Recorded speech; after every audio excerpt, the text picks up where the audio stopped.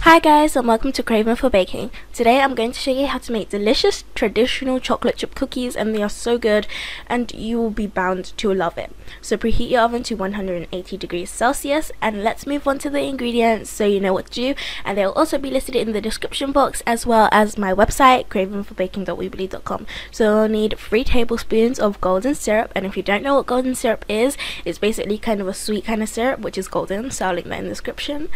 You'll also need 150 grams of milk chocolate chips, or you could use a mixture of any kind that you have, even just a big block and chopping it up.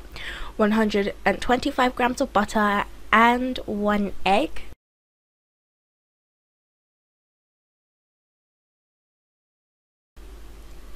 And you'll also need self-raising flour. Now self-raising flour is kind of important because it's what makes the cookies spread out, so you can use baking powder if you have plain flour or you don't have self-raising flour. Now you'll need 125 grams of caster sugar,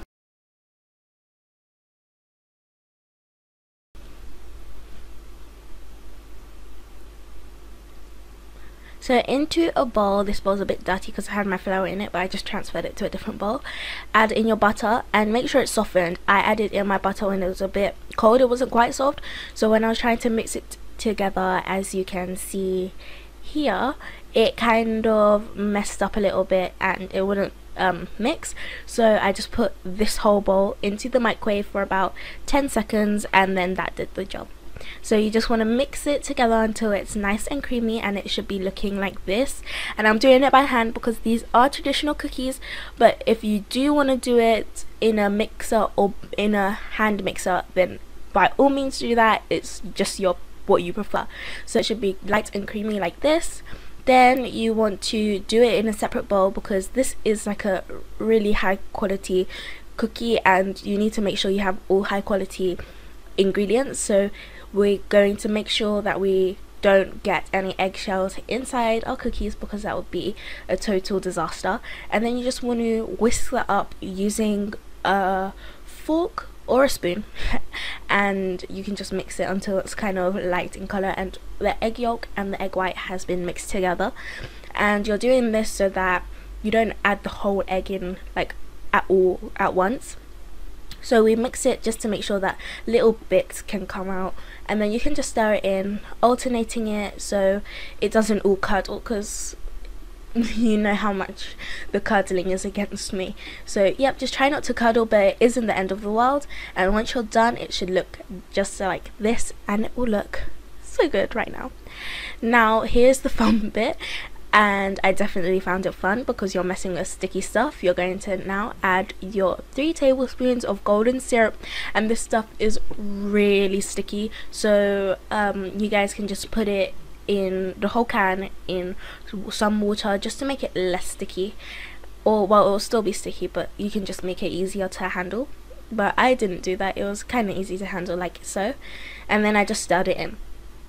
Now I'm getting my chocolate chips and I'm going to add it to my flour mixture, and there's no real reason for this. You can definitely chuck it into the butter, eggs and sugar mixture, but I prefer to do this because it just makes sure that you don't kind of break the chocolate chips when they're in there, because for some reason I just like it when my chocolate chips still feel like they've held their shape. But if you don't really care about it, just add in your flour, and after you've added in your flour, fold in the chocolate chips. But I did it this way, and you can by all means do it this way too.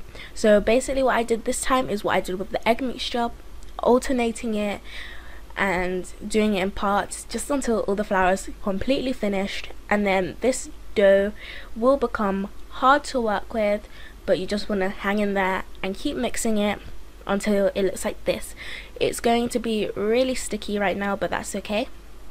Now you want to line your baking tray and try and get a really big baking tray, because these cookies will spread a lot, and if you use a small cookie tray then they will actually just like stick together. So now we need to put this dough, because it's quite sticky, into the freezer, because you know me, I like to do things quick. But if you don't like things being quick and you want to make the process a bit slower, then just put it in the fridge for about 15 minutes. But in the freezer it'll take 5.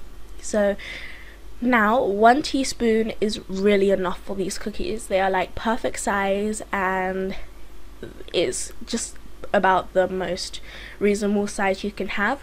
So 1 teaspoon is about for reasonable size cookies, but if you'd prefer large, then go ahead and use 1.5 teaspoons or 2, or even 1 tablespoon. So it just depends on what you want. Now try and spread these cookies 3 to 4 centimeters apart, because they will definitely spread in the oven. So as you can see here, I kind of moved them to adjust them. And now we are going to put them into our preheated oven for 8 to 12 minutes for chewy cookies, 10 to 14 minutes for crisp cookies, and 14 to 16 minutes for biscuit like cookies, which I kind of prefer. I prefer the cookies that are chewy and the cookies that are crisp and biscuit like, but if you prefer in the middle, definitely do that. I made all of them types of cookies, so you can get the chewy ones and the middle ones and the biscuit like ones. So here is the biscuit like ones out of the oven. They are like, I transferred them to a cooling rack, so they're still a bit warm. You can put some chocolate chips inside of the cookies while they're still warm and out of the oven, and even if you want, you can flatten them with your fingers. So this is what they look like all done. They made 36. Thanks guys for watching, and I'll see you guys on my next video. Bye.